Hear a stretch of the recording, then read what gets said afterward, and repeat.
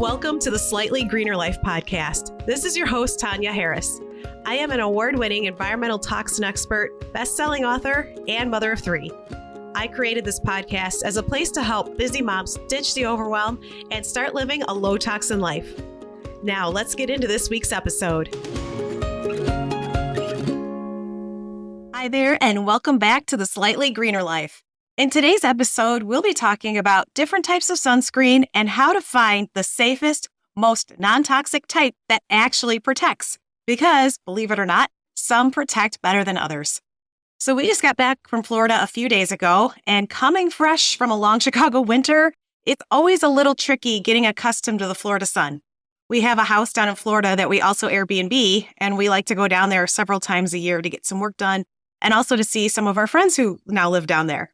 And this past week, it was beautiful weather. It was sunny and warm every day. And of course, the day we got there, we were hanging out in our pool. Now, I'm always careful to put on my mineral sunscreen, so I didn't do too bad. But we did go boating, and all I'll say is mistakes were made. I did come back with a little sunburn. I wanted to sit in the front of the boat and soak up the last day of sun because it was the last day of our trip, and I knew I was coming back to some chilly Illinois weather. And I'm usually pretty good about going and sitting in the shade frequently, and I'm also known to bundle myself up in towels from head to toe to protect myself. But my friends and I were having fun relaxing in the sun, and I totally wasn't thinking about it, and I got nailed on the way back in. I made one of the sunscreen mistakes that I talk about not making, so I figured today is a good day to do a podcast episode on how to safely use sunscreens, because I also obviously need the reminder. May is also Skin Cancer Awareness Month.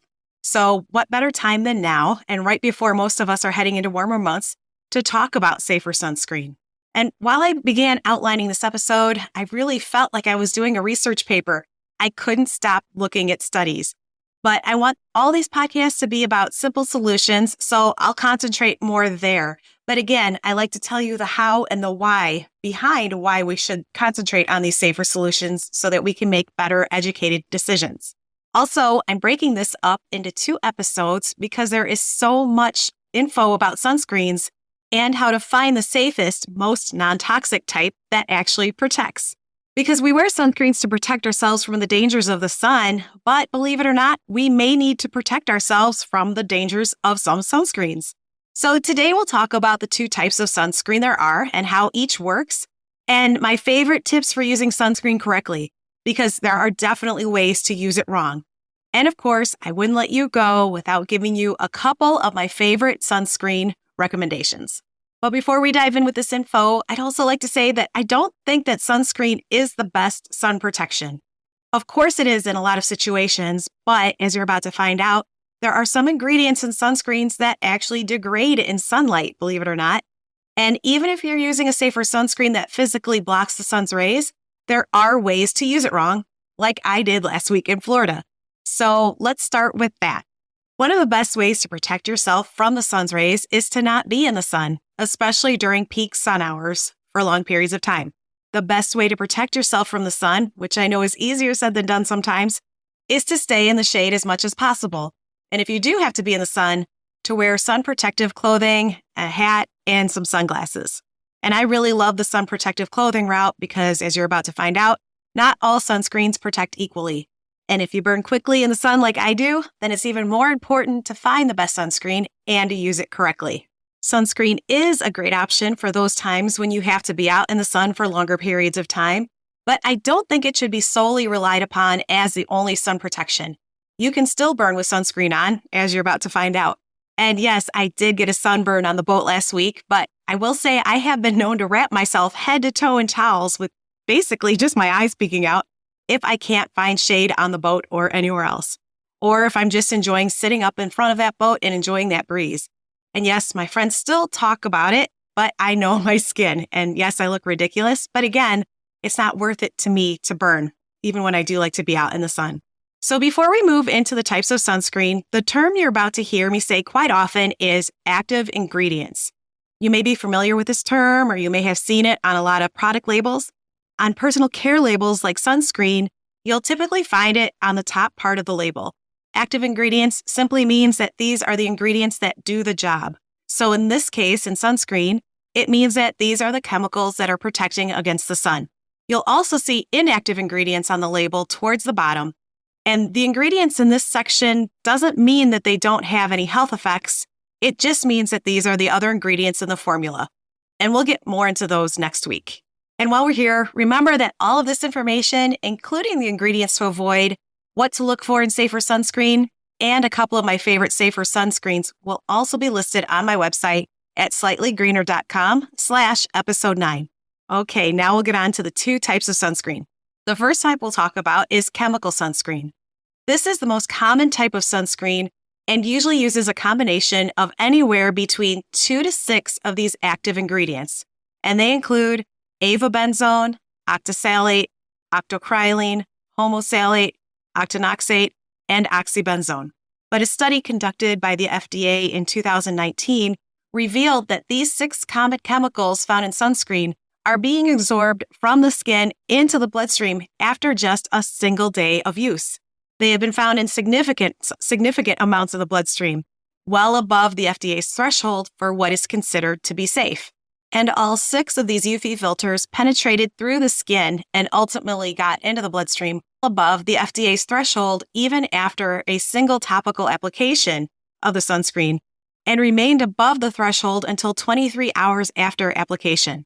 The systemic exposures of all of these tested ingredients remained above that threshold in more than 50% of participants, up to 7 days for avobenzone, octisalate, and octinoxate, 10 days for octocrylene, and 21 days for homosalate and oxybenzone. The FDA wants manufacturers to research these before they can be considered GRAS, which means generally regarded as safe and effective.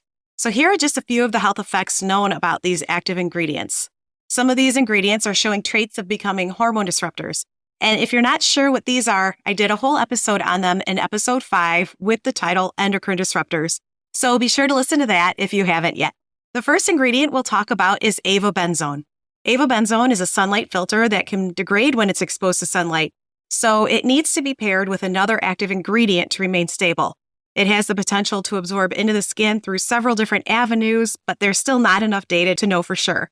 And the FDA stated that they expect that avobenzone will include the limitation that it is not GRAS, again, generally regarded as safe and effective, for use in sunscreen products unless it has been photostabilized to prevent its photo degradation. Octocrylene is typically added to stabilize avobenzone and other UV filters, but it can build up in the body tissues for long periods after exposure and has a relatively high rate of skin allergies. When it's exposed to UV light, it can produce free radicals that can damage cells and cause mutations. And exposure to octocrylene may also disrupt normal vitamin D synthesis in the skin. Octinoxate, and again, this is found on my website, so I'm going to try it here. It's also known as octyl methoxycinnamate or ethyl hexyl methoxycinnamate, big mouthfuls. And they are also typically photounstable and degrades faster when combined with avobenzone. And this ingredient carries a high risk of irritation. Some concerns exist about its potential for developmental and reproductive toxicity, as well as estrogen-like effects. Octisalate, which is also called octyl salicylate or ethyl hexyl salicylate, provides a poor range of UVB protection, and it can also cause allergic reactions, especially in individuals with a salicylate allergy. Almost done. So, homosalate is a potential hormone disruptor and can cause allergic reactions, and oxybenzone is a hormone disruptor that acts like estrogen in the body. It has been associated with endometriosis in women. It can penetrate the skin and has high rates of skin allergies. And some research suggests a potential link between oxybenzone and lower testosterone levels in adolescent boys, hormone changes in men, and adverse effects on pregnancy outcomes and birth weights. Octinoxate and oxybenzone have been banned for use in Hawaii and Key West and some other areas for their effects on the aquatic environment. And 5 of the active ingredients, octinoxate, octocrylene, oxybenzone, homosalate, and octisalate, were studied to see if they increased the absorption of herbicides. And they were studied along with the herbicide 2,4-D, which is an herbicide that can also act as an endocrine disruptor. And all of these, but octocrylene, led to a significant increase in total 2,4-D penetration as compared to the control, which resulted in the study stating that the active ingredients of sunscreen formulations can enhance dermal penetration of the herbicide 2,4-D. A study published in 2021 suggests that certain organic UV filters, including octinoxate, avobenzone, and homosalate, may have negative effects on our sex hormones. Avobenzone and octinoxate have been found to potentially affect thyroid function in laboratory testing. And while there is limited research on humans, octinoxate has been linked to reduced male hormone activity. Homosalate has been associated with an increased risk of polycystic ovarian syndrome. This is also important to know is that most sunscreens protect against UVB rays. And while these are the rays that cause sunburn, they are also the light that helps your skin produce vitamin D. And we'll get more into that next week also. But most chemical sunscreens don't protect against UVA rays unless they're labeled as broad spectrum. And while UVA rays don't necessarily produce sunburn, they do penetrate deeper into the skin and can cause premature aging of the skin. And the scientific evidence linking UVA exposure to skin cancers has also increased and suggests that UVA wavelengths continue generating lesions hours after UV exposure, and that these lesions can form, quote, UV-induced mutations in many genes that have been detected in both melanoma and non-melanoma skin cancers. So I think that is about enough evidence for why chemical sunscreens may not be the best option. Included in that 2019 study that shows that maybe these need more research, the FDA proposed that sunscreens that contain both titanium dioxide and zinc oxide be classified as GRAS, or generally known to be safe and effective, because the review of the evidence has produced sufficient safety data. And the evidence also suggests that few, if any, of the zinc oxide or titanium dioxide particles penetrate the skin. Now that we're talking about zinc oxide and titanium dioxide, let's move on to mineral sunscreens, because these two ingredients are the active ingredients that make up mineral sunscreens. Zinc oxide and titanium dioxide work by creating a barrier on your skin that can reflect and scatter the sun's rays away from your skin. And yes, this is a sunscreen that causes that white cast, that white sheen. But to me, the benefits really outweigh the risks. So yes, you might look a little whiter depending on which sunscreen you use. But again, to me, that's worth it. So mineral sunscreens provide better UVA protection. Again, most chemical sunscreens protect mainly against UVB rays, which cause sunburn, but the UVA rays cause more damage inside the skin where it's not as visible. And the mineral sunscreens are more stable in sunlight, they have fewer health effects, and are usually a good choice for children because they don't contain these endocrine disrupting compounds. However, both of these ingredients have been found to be harmful when inhaled, so they should not be used in powdered or spray forms. Not only should we be cautious about the type of sunscreen we use, but we also have to be very cautious about the way we use it, because there are definitely some ways to use it wrong. So here are a few of my favorite sun safety tips that I obviously need to pay attention to also. The first one is, again, use a mineral sunscreen that contains titanium dioxide or zinc oxide as their active ingredients. The second tip is make sure you're applying enough, because when is the last time you checked the back of the bottle to see how much to apply? And if you said never, that's actually my answer too. If we're not using enough, we're not getting the full protection that we need. Consumer Reports recommends using 1 teaspoon of sunscreen per area of the body, and the Skin Cancer Foundation recommends a nickel-size amount just for the face. And also, apply it before you go outside. You should apply sunscreen about 15 minutes before heading out, because that's how long it can take to absorb into the skin and start doing its work. Also, reapply often. Sunscreens aren't meant to last all day, and even most water-resistant sunscreens only work for about 40 minutes in the water. And also be sure to reapply it after swimming or sweating, making sure to completely towel dry first, even if you're using water-resistant sunscreen. And a general good rule of thumb is to apply it every 2 hours, or again, more if you're in the water or if you're sweating. And my last tip is to get in the shade whenever possible and avoid sunlight when the rays are strongest, typically between 10 a.m. and 4 p.m. If you'll be outside for hours at a time, sunscreen should really not be your first line of defense. It isn't meant to last all day, and there's a lot of room for error in how it's applied and how often. To be safe, stay in the shade as often as possible, and if you do have to be in the sun, use a mineral sunscreen, sun protective clothing, and things like a wide-brimmed hat and glasses. And lastly, I might as well mention this too, is don't use spray sunscreens. I know they're super convenient, but they do have inhalation risks. And because the spray goes everywhere, it's also very easy to miss a spot or to apply too little. Okay, so we went over a lot today, so here's a quick review. There are 2 types of sunscreen, chemical and mineral sunscreens.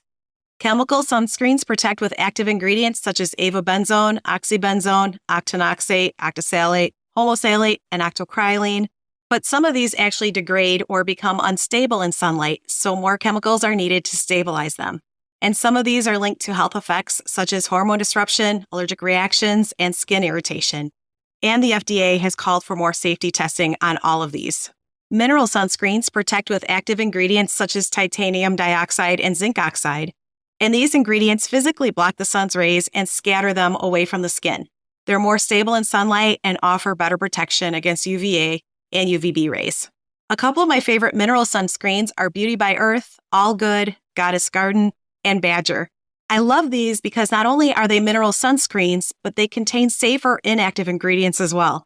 And we'll be talking more about what these other ingredients to be on the lookout for in next week's episode.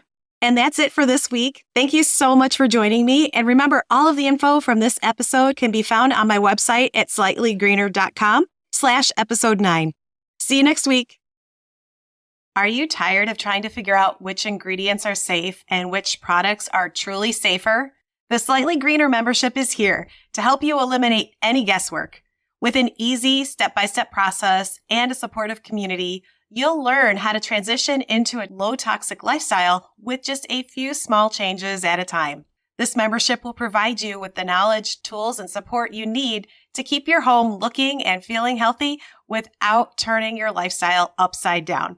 You'll learn which ingredients to avoid and which brands are truly safer so that your search for safe products becomes easy and automatic. Imagine being able to make simple swaps that significantly reduce toxins in your home without sacrificing convenience or comfort. No more hours of researching trying to find safe products and no more guessing.